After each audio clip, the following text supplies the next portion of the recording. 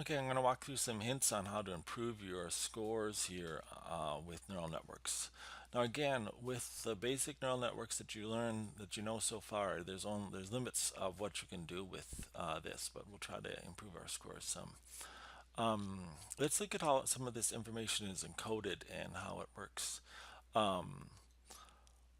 So let's look at like fur length, for example. So there are uh, three values, or a number of values. One means it's short, two medium, and three long, and zero is not specified. Now that kind of makes sense in that three is a bigger number than two, and two is a bigger number than one, and that all relates to fur length. And so the bigger the number, the longer the fur. So that that probably is a fine encoding for that information. Now let's look at vaccinated. So vaccinated, one means yes, it has the pet has been vaccinated. Two means the pet hasn't been vaccinated, and three means not sure. But the neural network is going to see these as numeric values here and think, for some reason it might think that three is bigger than, one or two, and there's no numeric comparison here. This is what we often call categorical data, because the numbers don't really mean anything. They just stand for different categories. Sorry, I shouldn't have double clicked on that. They just mean different categories here. And same with if the pet has been dewormed or sterilized. Now, health, this isn't bad. Healthy, minor injuries, and serious injuries, and zero is not specified. That's not a bad encoding. But again, with some of these, we want to change these. So let's talk about how you might do that. Here's an example with vaccinated. Rather than saying one yes, two no, three not sure, I think we'll just have a variable that says, yes, it has been vaccinated, and otherwise no for this. And so instead we're going to set no and not sure to 0 and yes to 1 for this. And so we're going to write what is called a little function here in Python, and we've never looked at these before. So but you shouldn't have to do many of these. I'm calling this, this def means define a function. This fixVac, I'm just giving it some name that I'll use later on. And then I'm casting in some value that I'm going to check. And I'm going to check if that value is greater than 1, then I'm going to return 0.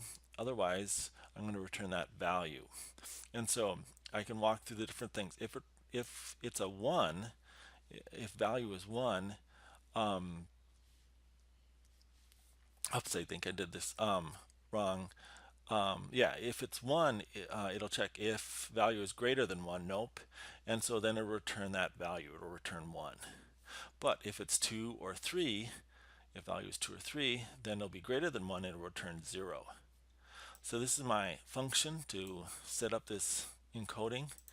And so what I'm going to do is I'm going to apply this function, and I'm not going to go over quite too much how this works, but we use a map function to apply it to every row, and we're applying it to this function, which we defined up here, to every row with the map. And then which field are we going to apply it from? We're going to go back up here to our training data. Here's our training data, and we're going to look at the vaccinated column here. I think I have to scroll a little bit here to get the vaccinated one back up. But here's, well, I guess it's not even showing vaccinated here. It would be one of these columns here that are listed. It's not showing all the columns, so it would be there as one of the columns. So we're going to do that and convert that encoding a little bit to something a little bit more meaningful. And then when we're going to add that to our pet training data, and we're going to give it some name, encoded vaccinated. And so here's encoded vaccinated, and again it's just going to be zeros or ones meaning the pet was vaccinated here. And I'm only doing this for the vaccinated one, but I could do it for some other fields, and I could also change this function if need be.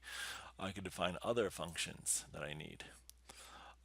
Now, one thing to remember is whatever we do to the training data, we also want to do to the submission data.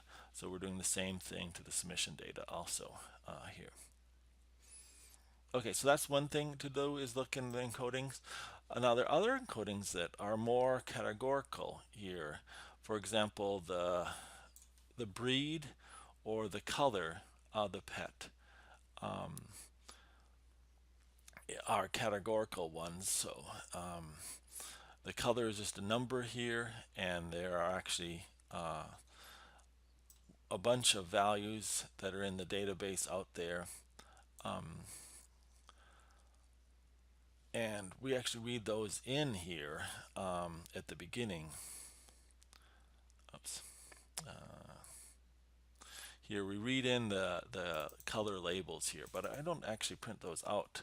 I could actually print those out here. Let me just add a code line here and just do a quick print of the color labels.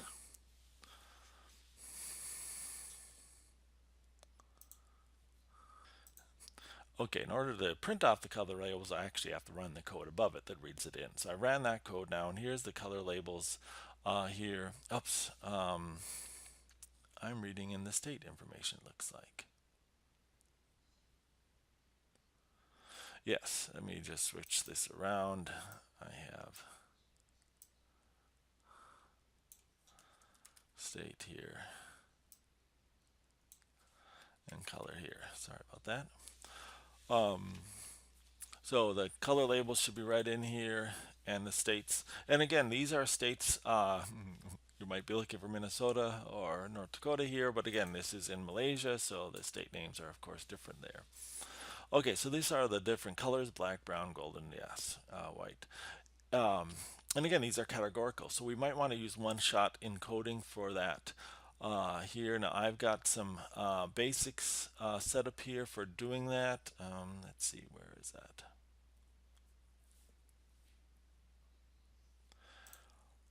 Is that you can encode the color data and add it to your database and print that out. And I expect you to have some discussion uh, in the discussion groups on Blackboard about how to do it. Oh, right now this isn't working because I haven't read in the rest of this data, but this should set up some initial stuff for the color encodings here. And again, you might want to do the same thing for like breed or things like that. Now, one thing to watch is that while there are only a handful of colors and maybe states for breeds, there are about 300 different breeds here. So if you encode all the breeds here, that is going to make your input much larger, which is fine, but again, and probably useful.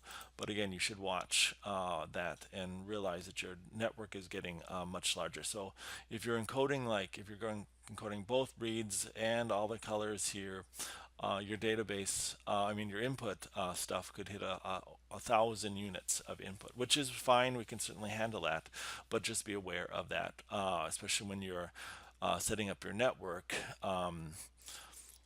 If you have 1,000 input units and you're trying to encode that in only 20 units on the next layer, that might cause some problems. So again, another thing to watch for is work on the size of the networks. Maybe you don't want dropout. It usually is only a problem when we're overfitting, and we don't seem to be overfitting now. So you may want to just skip the dropout for now. You can decide, and you might have to decide if you want to add more layers or what here. And again, the learning rate, you might want to work on that and see if that's running lower. And certainly you want to run more than 10 epochs, so maybe 100 epochs, and see if that'll improve. So those are some basic things you can do to improve these networks. Feel free to research other things, but your goal is to try to improve this project and spend a little bit of time. Hope you enjoy it.